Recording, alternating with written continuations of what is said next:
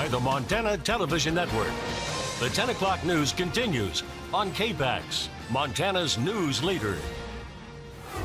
President Trump signs a proclamation marking today, December 7th, as Pearl Harbor Remembrance Day, with 6 Pearl Harbor survivors looking on.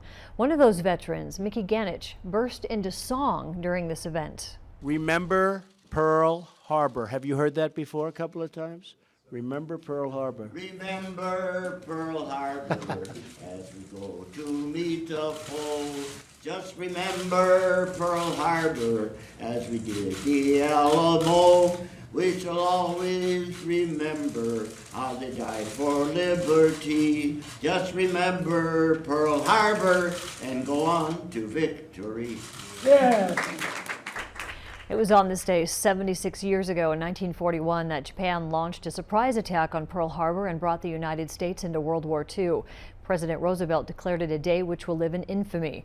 The Japanese fleet launched an attack. It lasted an hour and 15 minutes, but in the end killed more than 2,400 Americans and injured more than 1,000 others. Nearly 20 Navy ships, including the USS Arizona, were either damaged or destroyed.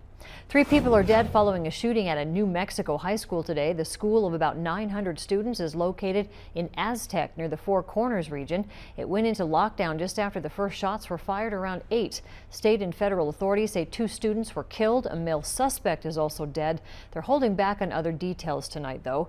Many of the students reported hearing multiple gunshots scattered throughout the building.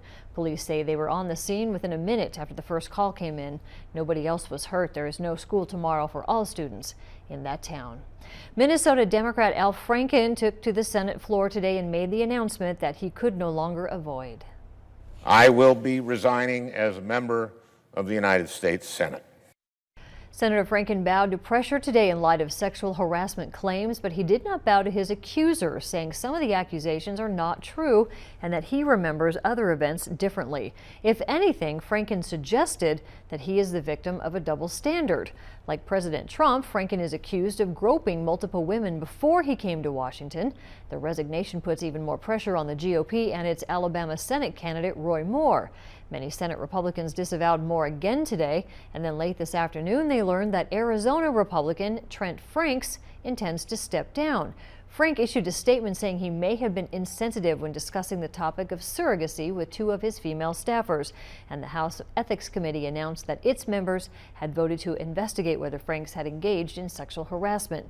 Speaker Paul Ryan recommended Frank step down, and he intends to do so on January 31st. Still ahead, an injured dog is on the mend in California thanks to UC Davis doctors and a very special 3D printed mask. And later in sports, the Lady Grizz face another tough task this season. We'll see how they fare tonight, coming up.